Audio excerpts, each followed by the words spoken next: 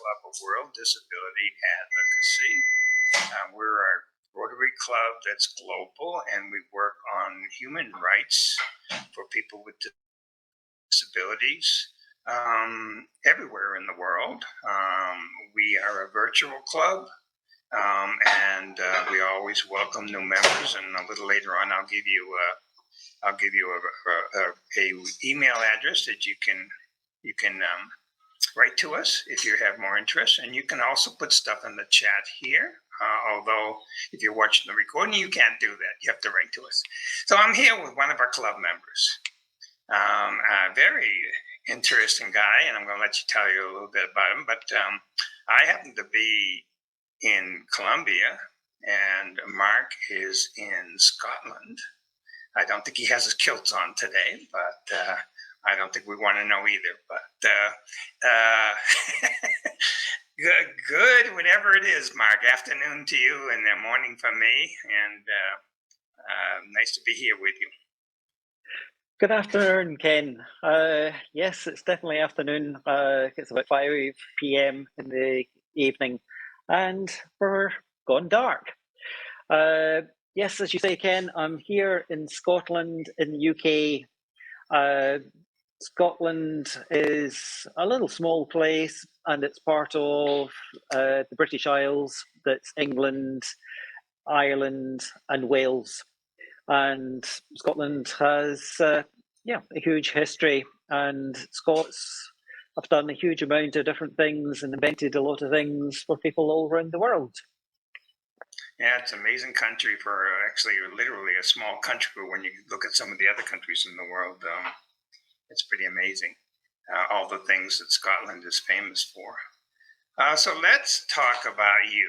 Why don't we tell a little bit about you? Because we want to talk with the subject of dyslexia. And why don't you tell me about you and your connection with dyslexia? As with quite a number of people, I was kind of diagnosed late on as being dyslexic. I went through quite a troubled schooling, and they thought that I was slow, I was lazy, and yes, they even used the word thick. And they tried to do different things to try and shock me out of being lazy and slow. And some of the forms of treatment that I was put through was quite barbaric and shouldn't happen, especially in schooling. But I had problems with my reading, my spelling, and been able to write. And I also had problems with my numbers, with arithmetic, and I also had problems with concentration, and also problems with coordination. At school, I would always be the last to be picked to play cricket, rounders, soccer, football, and rugby, because ball contact, I just couldn't get. My brain just wasn't connecting to the speed of the ball, and so hand ball contact it just was slow. It just wasn't connecting. It was kind of later on that I had to leave the school, and I think it's fair to say my parents were kind of worried to what the heck was the future for me, because I really wasn't showing any signs of being able to do anything. And they kind of looked at sending me to a school down in Wales that just bordered on what was legal in the teaching for the 3 hours, and that I got into stamp collecting and had a kind of an in-depth knowledge, and the headmaster there had then said to my father, says, "No, your child is not slow, he's not stupid, he's not daft, and he's not sick, and I think he's actually dyslexic." So my father said to the school that I was at but they didn't agree and didn't think there was such a thing as dyslexia, and didn't think that they had got anything wrong, and didn't think that they had failed. So kind of, I was going to go to school in Edinburgh in Scotland, George Watson's, that had a few people. I think it was only just about 8 students that were dyslexic there that they catered for. But sadly, my father took ill and I didn't get in, and I ended up being left at home for 2 years and basically forgotten about. And I got into gardening, and that was about 12, 13. And then my father thought, when he eventually did get better against all odds, that what the heck are we going to do with this one? And he thought, okay, he does gardening, maybe he could go and work for the local council and cut the grass. And that's about as much as he thought I'd ever possibly amount to. And other people had said to him, you can't do that, you've got to give him a chance in life. My father was successful in business, and I felt that I was an embarrassment to the family and a failure to the family. And when I had all the bullying and everything else that was going on, I didn't talk about it, and I didn't bring it home, and just went into shell and kept quiet. But as my father got pushed into it, and he found a school down in Sussex, and the school is the first dyslexic neurodiverse school in the world, and it's been going for over 100 years. And there was roughly about 15, coming on 16, that I went there, and I was there up till about 18. And I literally went back to square one and had to learn my times tables, my alphabet, and just do everything. The school was an extremely expensive school, so in one aspect I was very fortunate with the parents that I had that could give me that chance in life. And so it was the turning point in my life. I mean, at that point, I wouldn't go on a bus, I wouldn't go on a train, definitely not on an airplane to fly down there from Scotland. But I realised it was my only opportunity in life, and I had to grab it with both hands. And yeah, it gave me self-belief, and it gave me confidence to go out and do things, and realise, yeah. And when I went there, it literally was a light bulb moment. I'm not the only person that's dyslexic, and I can't actually remember anybody at school, and I'm sure there must have been in the numbers, but I was always the only one that was held back in the classes. When classes moved up to the next level, I was always held back, and I don't remember anybody else getting that done to them. And again, as I say, in sport, I was always the last in anything to be chosen for anything.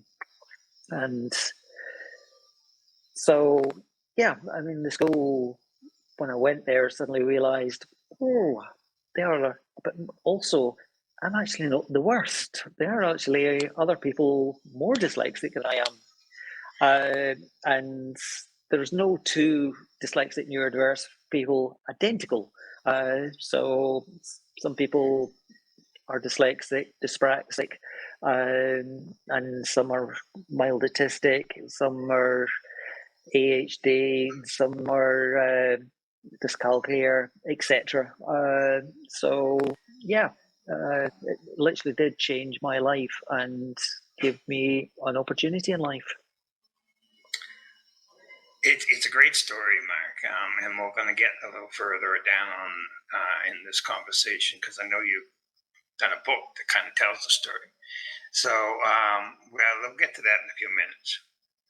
So you said the dyslexic school had been around for 100 years, and we lost Mark, but he's back. Okay, so you said this dyslexic school has been around for 100 years. I thought dyslexia was fairly new in the field of learning disabilities that are being diagnosed. But you tell me it was like over 100 years ago they knew about it. I think it was about 1911 or 1914, something like that, is when the school can trace its roots back to starting Wow. to teach dyslexic neurodiverse children. Wow. And dyslexia was actually discovered back in the 1800s, but nothing was really done about it. And I mean, I'm not an expert on it or anything remotely close to it, but you kind of sit and you wonder, why has there really been nothing done? And even still around the world, in lots of parts, I'm hearing about different countries where very little gets done, and schools where absolutely nothing at all is getting done. And you sit and think, why? And the only reason I can think of is money. That to train a teacher and then have a specialist teacher there to teach the child is expensive and time consuming. And so maybe a lot of countries think they don't have the resources, don't have the money. But if you look at it in a different light, you actually can't afford not to do it. Because if you have a look at, say, something like a company like NASA in America, there's 65, 70% or something of the people that work there are dyslexic neurodiverse. And you ask yourself, why has a company like that got people who are dyslexic neurodiverse? Because a dyslexic neurodiverse person, by their nature, they see things different, they look at things different, and they think outside the box. And companies, they need something like that there. Yes, you get people that that are brilliant at doing reading, writing, and doing arithmetic and doing things, but you need somebody that just, you can be sitting in a boardroom and everybody's battering the idea back and forward, and how do we come up with a solution to this? And the dyslexic person just puts the finger straight on it and says, "Dumb," and everybody's like that. You just never saw that, and they won't. And then you look at the prisons in America that they've done statistics, and I think 75%, I believe, are dyslexic neurodiverse and have a reading age of about 7, 8, 9, 10, up to maybe a 12-year-old. So, personally speaking, I think countries can't afford to ignore it. They need to start to help, because it helps the country. It'll change the whole country if they do. Yeah. And so what is dyslexia? What is it? It's what causes it, and what are some of the, for lack of a better word, symptoms of it? Well, I'm not an expert on that, and I'm not a teacher, I'm not a professor, and I try and watch not to wade into this too much because I am not a specialist in that field. But kind of just looking at it on my own side of the coin, that a dyslexic, they don't know for definite, but potentially when I was born, I had a troubled birth. I was a blue baby and an umbilical cord wrapped around, and lack of oxygen and so on. So they think possibly that might have been a contributing factor. And other people say that it runs in the family and there's a gene with a missing link in it, and other people think that. And people can think that it can be something like a shock of something that's happened that can. But if you look at a dyslexic brain, and if we can use the word normal, and I don't like the word normal because I don't know where you start to say that somebody's normal and somebody's not. But if you ask, if we say the word normal and a dyslexic neurodiverse person to do different tasks, reading, writing, arithmetic, coordination, so on and so on, different parts of their brain will light up compared to if we use the word normal. So as a simple way of saying it, our brains are wired differently. Okay. And okay, so and I know I just read an article. I think I sent it to you, Mark, that they're finding that eye movement is an indication in both children and adults. Eye movement back and forth is an indication, maybe, of dyslexia. If they're seeing that the child or adult does not have proper eye movement, that may be an indication. And they're doing studies on that are really at this point really showing that it may be true.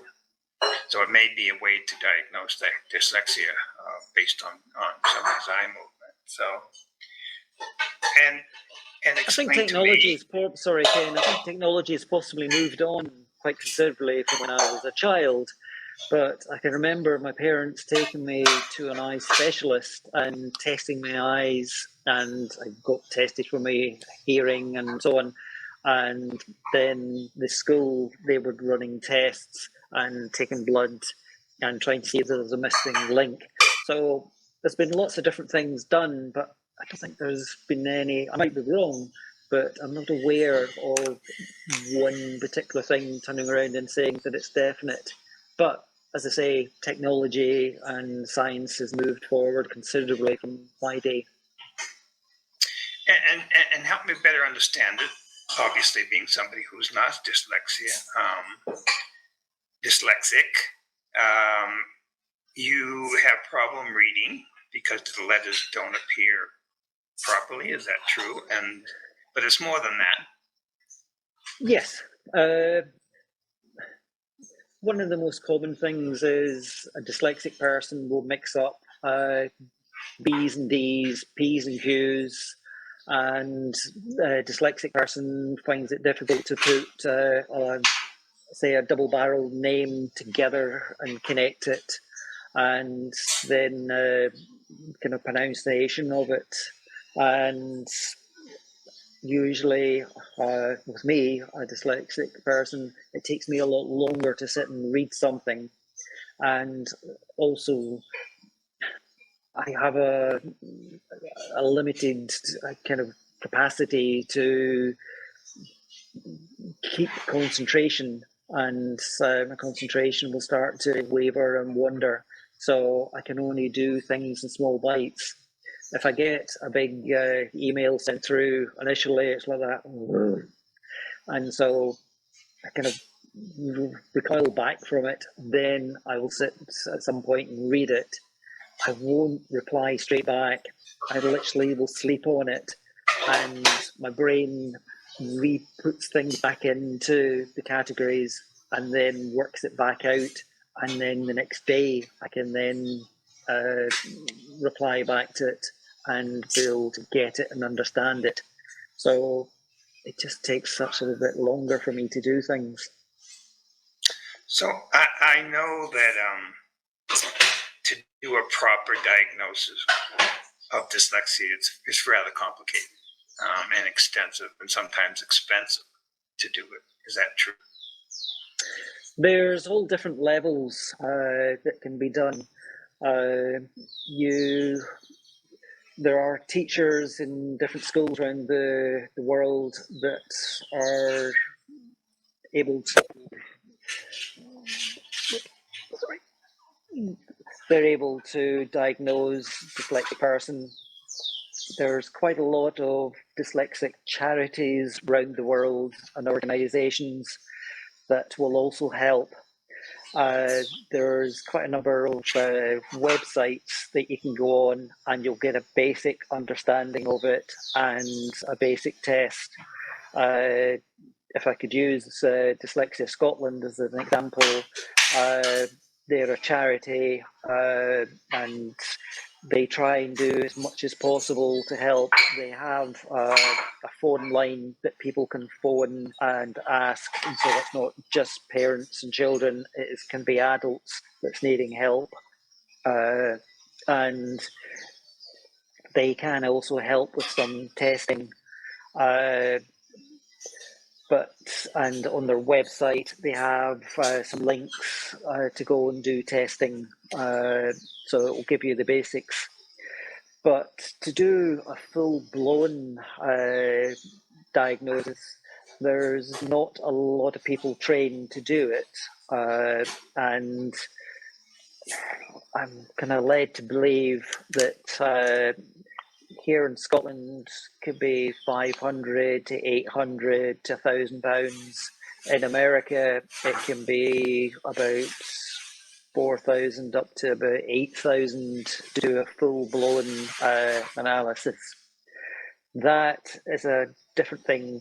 What they're doing there is, if you can get somebody about 4 or 5 year olds, and yeah, that's not going to happen in all cases, but if you were able to do that, then they work out how your brain works and will give a full breakdown of your reading, your writing, your spelling, your arithmetic, your coordination, your concentration, etc., and work out how your brain's working and what's connecting to what. And then they will give a program of what sort of best teaching methods would be required. And yeah, that sadly is not going to be for the masses. But there are different levels there that will make a difference and does make a difference. Right.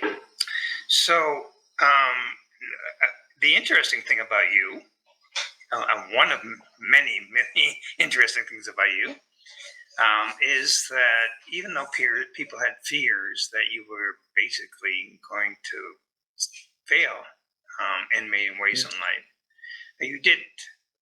You found you had a strength in art, in particular in sculptures, and you became very successful at that. Tell us a little bit about your sculptures. For over 30 years, I've been doing bronze sculptures and also silver and some 100% Scottish gold sculptures. That it's what is called functional art. And so, for example, a hippopotamus, and where you normally would see a hippo is in water. So what I've done is create a hippo's bronze sculpture, but then turn it into a functional object. Nowadays, people don't have space to big sculptures in their homes. So what I did was turn them into coffee tables and dining room tables. So the glass becomes an intricate part of the sculpture. And so the hippo looks with the glass, it looks as though it's just in a pool of water. But it's sculpture, design, and also engineering. But 30 odd years of doing it, touch wood, nobody's broken a sheet of glass yet. But I've also designed the fixings, and everything else for it. So exhibitions over the years that I've done around the world, I've literally got up on, say, a dining table and walked on it. And people's like that, how the heck are you doing that? And I says, well, there's special fixings that I've done with them, and it allows for thermal expansion contraction, because glass and metal expand and contract at different temperatures, and that's especially important, say, like out in, say, a place like Africa, where it can get really, really cold at night, and then the sun comes out and suddenly hits it. Then glass and metal would expand at different temperatures, and you could crack the glass. but I build these bolts and fixings that allow for the expansion contraction, and that also allows movement and absorption if somebody sits on it or walks on it. I don't recommend it. All I've done is build the just in case factor in. And I did an Apollo lunar landing craft for the man that walked on the moon, and there's one that sits in the Scottish Parliament. And I did one for a gentleman called Sir Patrick Moore, who did a program about the stars at night, and it was the longest running program on the BBC. And all his maps were used for the moon landing. Literally, he had done the A to Z of the moon. So that I did a huge, big, thick sheet of glass and did a special fixings. And so the fixings are similar to some of the fixings that's on the Apollo lunar landing craft. And the glass is like the big, thick glass that's in the windows looking out of the pod. So I try and have it part of the sculpture. It's fascinating to look at the stuff you created, and a lot of people love it, and you've been very successful with it. And I just want to say a shout out to Jordan Saunders, who's here today. You don't know her, Mark, but her work in the field of disabilities is unbelievable. She just made a comment that it's interesting what we're talking about. So interesting was her comment. So with your success. Obviously, your success has been defined in many ways, but one of the ways that you made money. You made money off of what you've done. And now you've come to a point in life, not just now, but it's been going on for a while, that you want to give back to the community, back to the dyslexic community in particular. And tell me about some of the things that you're doing to do that. Throughout the 30 odd years of doing bronze sculptures, and as I said, it's quite amazing that there is no part of the world that somebody hasn't collected a piece from me. And somebody did turn around and say, when I was in the Philippines at a wedding a couple of years ago, and says, "What about the Antarctic?" And I was like, "Oh dear gosh, you always get one of these questions, don't you? Just." And I kind of stuttered a bit and paused, and I thought, no. And then I thought, yes. I said, it's a yes and a no. And I said, it can't be a yes and a no. I said, it is. I said, explain. I said, there was a ship built in Norway, and it sailed to Southampton, and I had to meet the ship. And the ship is like huge, big Manhattan apartments. And I did a sculpture that went on it, and the ship that somebody's home went to the Antarctic. So the home was in the Antarctic. There you go. So yeah. So on the back of doing what I was doing throughout the 30 odd years, I tried to donate different pieces to different charities to help raise money. And we did auctions at Christie's, Sotheby's, the Savoy Hotel in London, the Dorchester Hotel in London, and then out in Las Vegas and numerous places. And the last kind of 3 years, I thought, okay, what can we do to up the ante? And so through Dyslexia Scotland, I mentored a chap, Angus, with his piece, and I paid for the piece and paid for it. I did all the marketing and created huge awareness for his piece. And then I thought, what else can I do? So out in Bali in Indonesia, I paid for some kids to go to school that are dyslexic to go to school and laptop computers. And then I thought, what else could we do? So I personally funded in Indonesia to build the only dyslexic neurodiverse school in Bali. And the school is eco-friendly, and we're trying to get it to become carbon neutral. At present, the first phase is built, and we're building the second phase at present. And I mean, the school is stunning. It's amazing. We have over 300 children at present go there. that the first phase is built, and that they're from underprivileged backgrounds, and we go to their homes to check and see what they're where they're from. And quite often it's just a breeze block, little small room that's built with a flat roof. And sometimes there's beds in it, sometimes there's mattresses, sometimes there's just blankets. And it could be one child with the parents, it could be three children with the parents all living in this one room. And the parents earn less than $50 a month. So we're funding for them to go to school and get taught, and we're upping it once we get the second phase built. And in September, we're going to do it for older children as well, who have left school, and we're going to very much concentrate on the arts. And the school very much focuses on climate and the environment and looking after their own environment. And there's lots of things we do there, and especially IT. The Rotary Club in Japan very kindly gave a lot of VR units and computers and a lot of equipment. So that has been huge.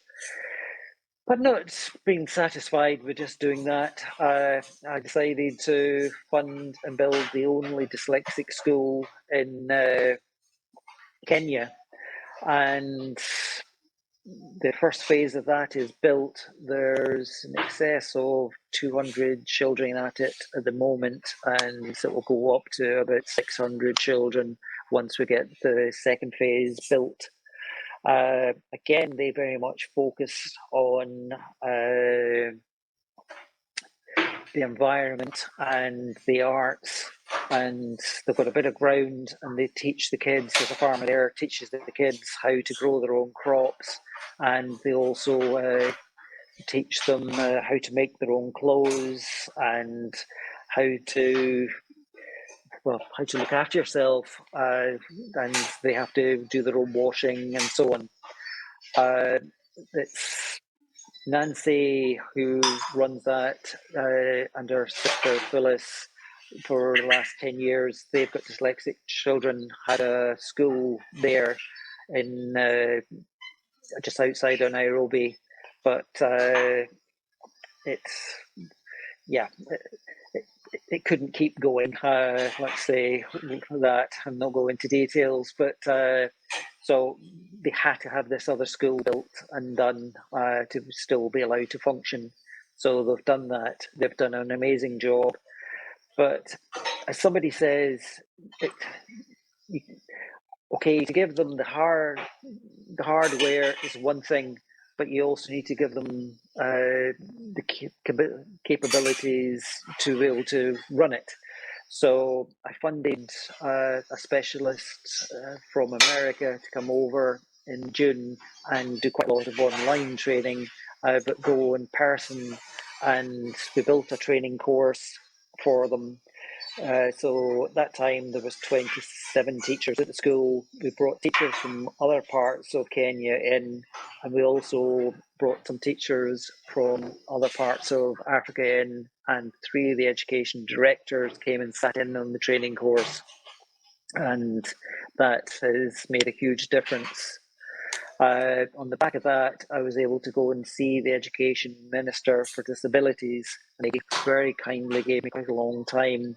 And so Nancy and Anne, who's also a member of the Worldwide Rotary Club for Disabilities Association, also very kindly came along, and they got an understanding of what we're trying to do and what difference it will make to Kenya. If I go back to Bali, I'm working with Andy Carroll, and again, she's doing an amazing job. I've got a gentleman this month going to visit the school who loves what I'm doing, and we might look at rolling it out. And we're looking at something else in India. But there we go. That's some of the things. Well, what's interesting, Mark, a couple of questions come out, and let's start with the first one. So, these two schools, which are both geared towards specialized education with children with dyslexia. So, how are they learning differently there than they would be if they were in a public school?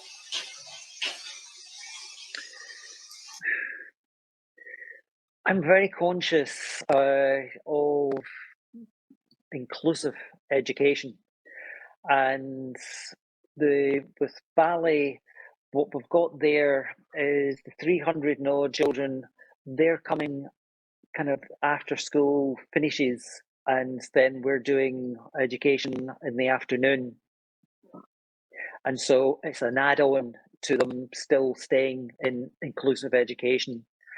The school in Kenya, the idea is the children go up to about 12-year-old, sometimes a bit older, and then can go back into mainstream school, and we give them the fundamentals. There's some of the children are cerebral palsy as well, and some of the children are mild autistic and also dyslexic. That is a bit more complicated to teach, and I'm actually looking at that at the moment. That is a specialist type of a different type of teaching, and I've got somebody who could possibly help with that. But with the government, I didn't want them to focus 100% on the Rare Gem Talent School in Kenya. So I'm funded in some of the public schools to renovate some classrooms, and some of the nursery or primary schools have got about 1,500 plus kids at school, and so I've given them the tools, and through Dyslexia Scotland, I'm giving them the training.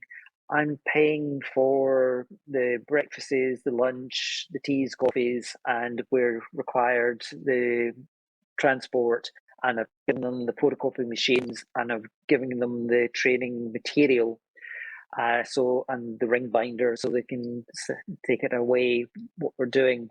And so from the end of January, we did a little bit at the end of last year, but at the end of January, we've got 5 of the public schools going to sit in on this training course that we'll set up, and it's 3 different modules that we're doing. And we've got another 56 schools in Kenya looking at it and wanting to try and see what they can do. What was very encouraging for me and for everybody else is the government sent down government officials from Nairobi Education Department to see what was getting done and see what we're doing. And they're keeping an eye of what we're doing. They very kindly took me along to their training centre called Kisi, just outside of Nairobi. And it's all different forms of disability for children or people who are blind, and people with cerebral palsy, and just all different types of disabilities, and one of them being dyslexic. And again, we're really interested to see what we're doing and see the results that we're getting. But I'm conscious, and everybody else is conscious, about inclusive education. But what was the most interesting thing from the government is they turned around and told the public schools that I'm doing the training with is get back out to the villages and find the children who have stopped coming to school. And when you listen to places like Nigeria, there is a huge number have stopped going to school, that the school has failed and is not working for them. So they said, right, you're now starting to get the tools and an understanding of how to teach the child who's dyslexic neurodiverse. Because the big problem would be you would have a child in a classroom and the teacher didn't have the skills, the knowledge to say that they were dyslexic, and then even if they did, to say, right, this is what I could do to teach them. So you just couldn't get off the starting block. And so the child obviously just went home and stayed home and stopped going to school. So they've been told to go back out, bring them back into the schools and start to teach them. That I think is amazing. Yeah, no, it is amazing. The other question I have for you is that both schools have part of their criteria. Oh, that's not the good word. Are the arts? Is that something because you have an interest in the arts, or is there another reason for that? Well, one is I've got an interest in the arts, but that's not the reason that it's getting done. It is quite often, not always, but quite often, a dyslexic neurodiverse person has a slant towards the arts. And when I say the arts, I'm not just talking sculpture, I'm not just talking painting. That in Bali, we built a theatre, an auditorium there, and the children are just mind blowing. They put together some Balinese dance and routines, but they change them and they do a Western different twist to it and different things. And so you've got acting, you've got dancing, you've got singing, and you've also got computers, you've also got clothing design, you've got furniture design, you've got architect.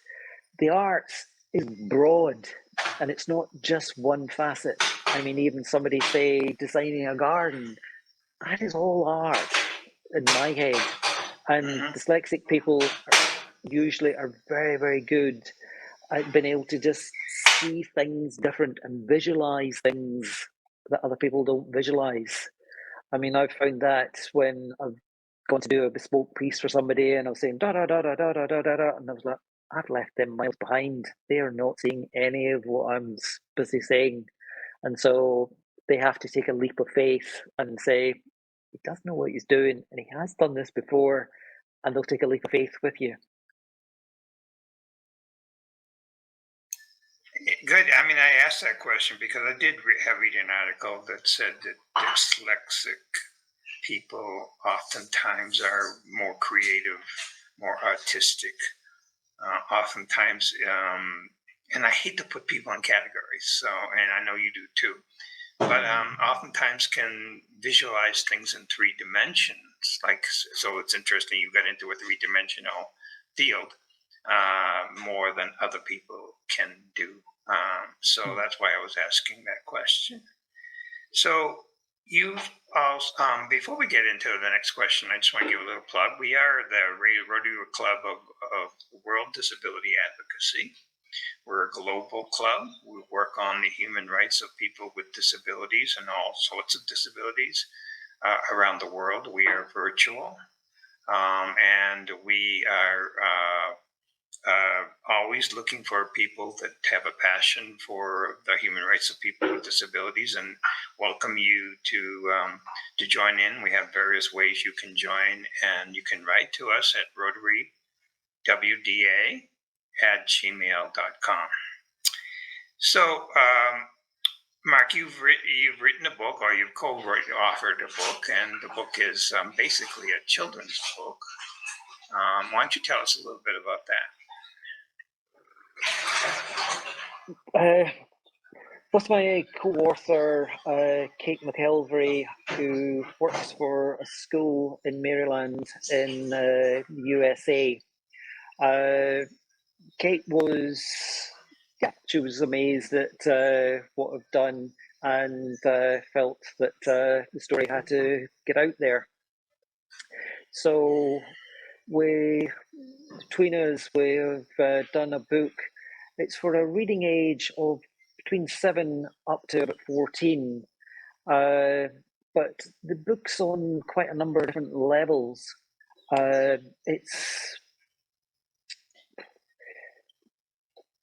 Yes, it's for using in classroom and as a training aid. Yes, it's for children to read as a story. Yes, it's for parents, grandparents to buy the book to read to their children, and the book's in early stages yet, but I'm getting people from all around the world coming back to me and saying, I bought the book to read to my grandparents, or buying it to read to their grandchildren, and at the age of 50, 60 plus, I'm getting people coming back and saying, I actually got a light bulb moment reading that book. School actually had failed me, and it's not me who's failed school. And I'm dyslexic, I'm dyspraxic, dyscalculia, etc. And they're identifying with the characters in the book and seeing themselves in the book. Okay, it's not going to go and change their lives, but what is one of the most important things is even what I got put through throughout my time, it still comes back and it still affects me. And yeah, it's there. Getting constantly told that you make nothing of your life and so on. That it can help with their mental health issues as well. Just think, it actually wasn't my fault, and this is what has actually what's been wrong. So the reason for doing the book, for my part, was to try and hopefully help people around the world. And the book, my story, and it's an education book, and it's got quite a bit there that will explain about the brain and how the neurodiverse brain works. And we got specialists in to do that part and read it through, and numerous people to do it. We used two illustrators in Scotland. One was Rossi Stone, and then Rachel Crush to do it. And without a shadow of a doubt, the illustrations in the book have brought the book to life and are absolutely vital for a dyslexic, neurodiverse person to be able to see it in picture form and not see a page that is just full of text. And the publisher, Brilliant Publications, and Priscilla, who believed in what Kate and myself were doing, and went ahead and published it. Have It's the first neurodiverse book that her publications company have done. They do education books, but they hadn't ever done one like this, and I think it will make a difference. What I paid for the illustrators and so on to do it, and the book is not about making money in my part, and what it's cost to do it, I definitely probably never would get the money back. But on top of that, my royalties from the book, I'm gifting to Dyslexia Scotland to put something back again. So the book is available through Amazon, through Barnes and Noble, through Waterstones, W.H. Smith's, and there's book places, sellers in South Africa, in New Zealand, and Australia are starting to take it on. And the book is called Making a Mark.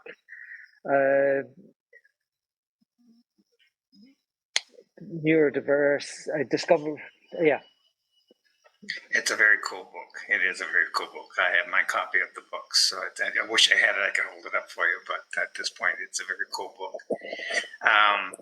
And we say hello to Anne, who's here with us or was with us. It's very impressive work, she says. So Nini, who is actually in Scotland, Mark, and she's from Zimbabwe. She's a club member. So she's up there enjoying your cool weather. And she says, awesome topic. Jennifer Webster says, yeah, that's childhood. that childhood being left out leaves a deep imprint, even though we get on with creating ways later in life.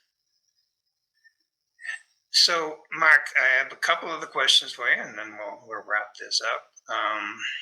And one is a topic that I know you and I've talked about, and there are some groups out there promoting dyslexia as a superpower. And what is your thoughts on that?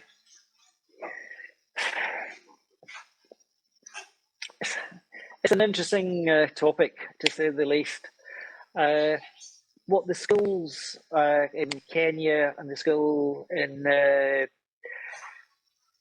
Bali in Indonesia, what we're trying to focus on is giving the children the tools in life to live a happy, normal life. And so that they won't be a burden on society, they won't be a burden on the country. And if we can do that, we've succeeded. If they go on to college, university, then fantastic. That they can go and work with different high-tech companies and make a difference to the country. Brilliant. Yes, we know that dyslexic neurodiverse people, you've got Henry T. Ford, you've got Winston Churchill, you had Rockefeller, and the one that everybody mentions is Richard Branson, and there's loads of other people that you could rhyme off that have made a difference and changed the world. I try not to say that every single child has got a superpower, because not everybody can want to or cope with being a huge, high-profile, massively successful, running a multi-billion company around the world. And it puts a lot of pressure on people. And what I'm finding is quite bizarre. In very, very remote parts of Africa and India, etc., you're getting people saying, the teachers, the headmaster, headmistresses, etc., saying they're getting it from the parents, saying, you have failed my dyslexic neurodiverse child. And they're like, why? What are you talking about? You haven't found my child's superpower. And they're like, where are you getting this from? And they says, oh, we're hearing it on the media and so on. So it's putting a huge amount of pressure on the child. It's putting a huge amount of pressure on the teachers, the schools, and so on. So, I mean, I still haven't found my superpower. Yes, I have been fortunate. Yes, I've done well in life and doing what I'm doing through art. But again, that was very, very, very late on in life before I started to get into it. So, to sort of say that right at day one as a child goes to school, I don't know. I don't know. I don't know where I sit with it. It's a difficult one. It is. It's and it does by doing that is a promotional tool also to bring awareness to dyslexia. So it's not a bad thing. Can have its bad side to it, but overall, it's probably increasing the awareness of dyslexia. Yes. So, Mark, for your final question, what message do you want to give out to maybe the children out there or the parents out there? This is a broad question, so let's make it not broader. What do you want to give out to anybody, being a child or an adult, who has dyslexia? What message do you want to give out going through what you went through and where you are today? Well, if I could say to teachers, a dyslexic, neurodiverse child in your classroom can be quite exasperating, and especially if you've not got an understanding, as in you've not been trained and you don't know the one word I'd probably use, be kind. 2 words, be kind, because the imprint can be huge if you kind of call them names, do this, do that. So I'd say, if possible, just try and be kind. One of the most important things, and it was to me, is self-confidence, self-belief, in and you just hope within life that you get somebody that's there for you and believes in you. I was massively fortunate to meet a lady. It was a chap that I went to school with down in Sussex, and I got friendly with his parents. And his mother was Dutch, and they lived in Surrey. And she just saw things different, and she had been through huge amounts of things through life. And yeah, I'd say she shaped my life and was there for me and made me who I was. So I was very, very fortunate and lucky to have somebody like that in my life. So yeah, I think that's probably it. You'll probably at a So, later Mark, point mention about the raffle story. there is if you want to get into that, Mark, I'm not sure. It's up to you.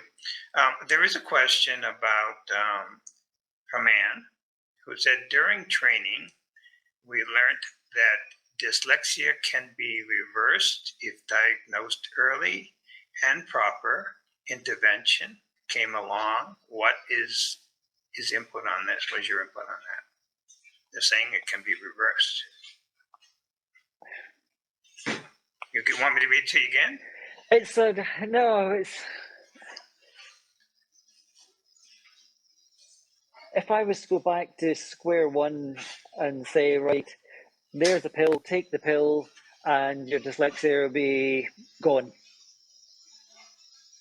No, I probably wouldn't take the pill if I know what I know now. And it has done something, and it has made me something that I probably would never have been, being dyslexic. I always run on, I mean, yep, life will probably and science will probably tell me different at some point, but I've always been under the belief that you live with dyslexia and there's no such thing as a cure for dyslexia. And the way I've worked is, yep, I have a lot of faults and problems. And so what I do is I play to my strengths and I shore up my weaknesses. And I've got Maggie in the office, and Maggie definitely shores up my weaknesses. And then that allows me to go and play to my strengths. So I think if you ask quite a number of dyslexic people later on, yes, people who have done okay in life, and there is always the other side of the coin where, yeah, it's been a massive issue and a massive burden. And yeah, I paid a price for it, there's no question, and I still do pay a price for it. But I probably wouldn't have done what I've done, and I definitely wouldn't be doing what I'm doing now if I hadn't been dyslexic and neurodiverse. Thank you, Mark. That's a great answer on that. So we have a couple of minutes left. So do you want to touch upon the raffle? Yeah, I'll quickly touch on it. What I've done is I've created a bespoke, that's a one-off piece in bronze. There's a hippo. And I've created in silver a bespoke one-off piece done in silver. That's an oxpecker bird. And again, it's going to be a table. The table's worth 40, 50,000 as a bespoke one-off. It's all handmade. It's Powder Hall bronze in Edinburgh, the bronze, and the silver part is all handmade and done. at Hamilton Inns Jewellers in Edinburgh. Hamilton Inns Jewellers have got the British Royal seal for making products from the royal family in Britain. They're recognised as probably one of the best, if not the best, jewellers in Scotland. And I'm putting that up as a prize. I'm also putting a second prize up that will be 5,000 in cash, and a third prize of 1,000 in cash. Yes, we're trying to raise money, but also one of the most important things is we're trying to raise awareness of mental health issues, bipolar, and we're also trying to raise awareness for dyslexic neurodiverse issues, and hopefully try and finish off this. Already started the second phase of the school in Kenya. But if the 1.4 million members of the Rotary Club get involved and start talking about mental health and neurodiverse issues, then we've won. And we also have got the Literacy Disability Association for America have also said they will come on board, and one or two other charities said they will come on board with it and try and create awareness. With mental health issues, a lot of people who are suffering from it don't talk about it and don't discuss it. And so if we can do some videos that can get played at the Rotary Club meetings around the world, say during mental health awareness in March, and then we do say a pamphlet, and the pamphlet gives information of mental health helpline, and say we give information about dyslexic charities that they can contact, and we put it on the one sheet. People will possibly lift that and say they're taking it away because of dyslexic neurodiverse, but it possibly could be about the mental health. But if you did a pamphlet just about mental health, a lot of people wouldn't lift it and won't take it. So it's one of those ones that we'll never know what we achieve with it, with awareness, because you'll not know that you've actually helped somebody. But you don't need to know, because I think we will do it. It's so cool, Mark. It's so cool what you're doing with that project, and where you're giving the money to. I'm certainly proud of having you in the club and doing that kind of stuff, and proud that we can work with you on that and get Rotary involved in it. And thank you for doing that. Once again, we're the Rotary Club of the World Disability Advocacy. We are here to work with people with human rights, with people with disabilities around the world. If you want any more about this discussion or want to get in touch with Mark, you can do so actually through the Rotary email, or do you want to give out your email, Mark? Your choice. We can go through you, and Okay. by all means pass So on. I mean, if you put me in on the internet, you will find me everywhere. Oh yeah, that's I'll true. come up. Absolutely. RotaryWDA@gmail.com. Please write, and want to find out any more about what Mark is talked about today, which is I learn every time you and I sit down and talk. So I appreciate everything you've done. And thank you, Mark, very much. We're going to sign off now, and this recording will be available in various places if people want to see it elsewhere.